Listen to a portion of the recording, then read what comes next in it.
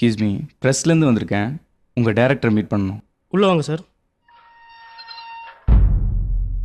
கொஞ்சம் வெயிட் பண்ணுங்கள் sir. Sir ப்ரெஸ்லேருந்து வந்திருக்காங்க.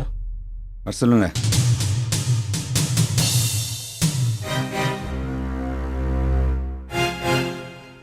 Hello sir, Balu from. உட்காருங்க சார். என்ன சார், என்ன எதுக்கு வர சொன்னீங்க? ஏன்பா அந்த 16ஆம் பேப்பர் கொண்டா. நீங்கள் கொஞ்சம் வெளியே வெயிட் பண்ணுங்க, கூப்பிட்றேன். என்ன இதெல்லாம்? பேப்பர் சார், பார்த்தா தெரியலையா? இதான் பத்திரிகையாளர் உரிமையா? இதை எழுதுறதுக்கு எவ்வளோ பணம் வாங்கினீங்க?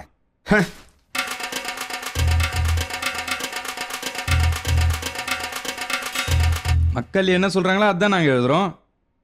நீங்கள் படத்தை மட்டும் விமர்சனம் பண்ணுங்க. அந்த படத்தில் நடிச்ச நடிகைக்கும் எனக்கும் தொடர்பு இருக்குன்னு எழுதாதீங்க. நீங்கள் படத்தை பார்த்தீங்களா இல்லையா? நமக்கும் சோஷியல் ரெஸ்பான்சிபிலிட்டி இருக்கு சார். சும்மா ஓவராக பேசாதீங்க சார்.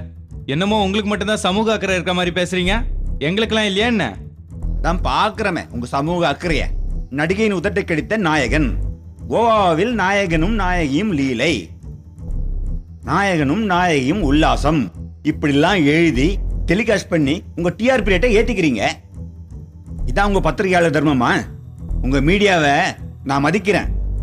இதோ பாருங்க, படத்தை பத்தி எழுதுங்க, என்னுடைய டைரக்ஷனை பத்தி எழுதுங்க, அதுல இருக்க நிறைய குறை எழுதுங்க. அதை விட்டுட்டு எனக்கும் அந்த நடிகைக்கும் அசிங்கமா எழுதுறீங்க. என்னமோ நான் மட்டும்தான் உங்கள் படத்தை பற்றி தப்பாக விமர்சனம் பண்ண மாதிரி பேசுகிறீங்க. இப்போவே உங்கள் படத்தை பற்றி நேரடியாக விமர்சனம் பண்ண வைக்கிறேன், பார்க்குறீங்களா? இருங்க.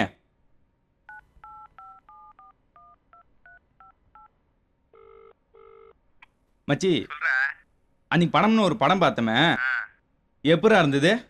படம் அது ஒரு குத்து சாங் இல்ல, ஃபைட் இல்ல, ஒரு கிளாமர் இல்ல.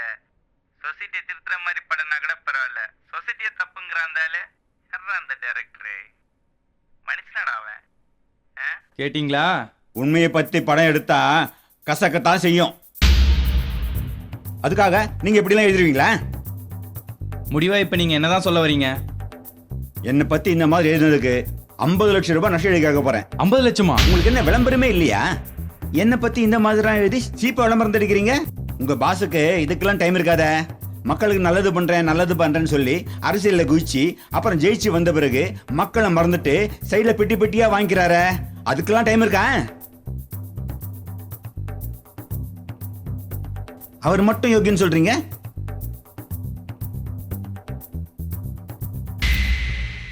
Cut cut cut cut. என்ன சார் அப்படியே பாஸ் பண்ணிட்டீங்க? டைலாக் தான் மாறிட்டீங்களா சார்? இந்த மாதிரி டைலாக் வச்சு எதுனா பிரச்சனை வராது சார்? பிரச்சனை ஆனது தாங்க அந்த மாதிரி டைலாகே வைக்கிறோம். தம்பி, இந்த மாதிரி பிரச்சனை வச்சு நாம ஃபீல் பண்ணாதான் ரசிகர்கள் ஃபீல் பண்ணி இந்த படத்தை 100 நாள் வரையும் கொண்டு போவாங்க. அட் எண்ட் ஆஃப் த டே நாம பண்றதும் பிசினஸ் தானே சார். அது இருக்கட்டும், இந்த பிரச்சனையை ஃபேஸ் பண்ணது எந்த டைரக்டர் சார்?